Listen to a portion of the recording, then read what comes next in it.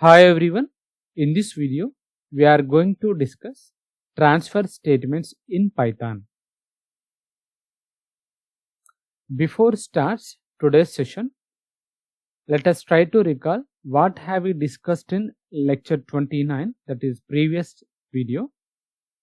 What is nested loop, execution procedure of nested loops, what is a nested for loop, what is a nested while loop. We covered each and every point in detail in lecture 29. If you haven't watched that, please watch that for the better understanding of this video. After watching this video, you will get the knowledge about what is the use of transfer statements. Can we exit the loop even the condition is true? Categories of transfer statements. Some example cases for the transfer statements. We started the concept control statements. We covered already. There are three categories in the control statements. Those are selection statements, iterative statements or looping statements. Third category is transfer statements. Coming to the selection statements, if statement and if else statement, and third category is if else statements. Category of selection statements is covered in lecture 25, and the second category and third category of selection statements was covered in lecture 26. And coming to the second category, iterative statements or looping statements, we discussed those also. Within that again we have three categories: for loop, while loop, nested loops. We discussed about for loop with the help of the examples in 27th lecture. We covered while loop in 28th video, and we covered nested loops also, and we covered nested loops concept in lecture 29. See this in our channel. In the playlist category, we have the playlist Python programming. In this we started our discussion about the control statement from the 25th lecture. So all these are about the control statements concept only. Now third category is transfer statement. First let us try to understand what is the use of transfer statements. Transfer statements are used to alter the flow of execution of the program. What does it mean? Already we developed a code for one type of the flow of the execution, but depending on the requirement, if we want to change the flow of the execution of that particular program, we can do that with help of the transfer statements. For example, we develop a loop. We already discussed, coming to the while loop, we must write a condition, and if the condition is true, the while loop will be executed. Whenever the condition becomes false, the while loop will be terminated. We covered that point, right? But now, if you want to exit from the loop, even though the given condition is true, nothing but in this case, we want to alter the flow of the execution. The actual flow of the execution will be done depending on the condition. But now we want to alter that. In such cases, we can use transfer statements. One more example, already we covered this point also. Whenever you are working with the for loop, the loop will be executed until reach the last element.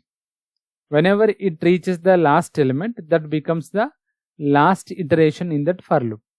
But now we want to exit from the loop before reaching the last element in the given sequence or in the given collection. This is also altering the flow of the execution. We can take one more case. When we want to skip a particular iteration, for example, I want to execute a loop 5 times. In that, I want to skip third iteration.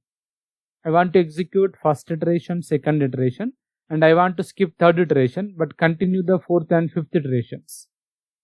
Like that, if you want to implement, you can go for the transfer statements concept. Let us see this example for the better understanding of the concept of the transfer statement. we have one variable I and assigned with value 1. We are implementing here while loop. The condition is I less than or equals to 5. Nothing but it has 5 iterations. When I value is 1, first iteration, I value 2, second iteration, I value is 3, I value 4, I value 5 also.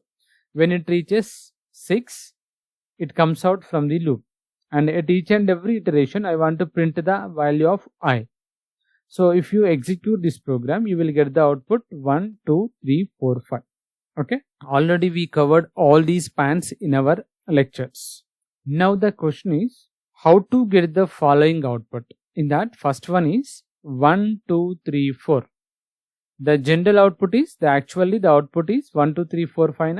But now by using the same condition, same code, I don't want to change the condition, but I want to get the output like 1, 2, 3, 4.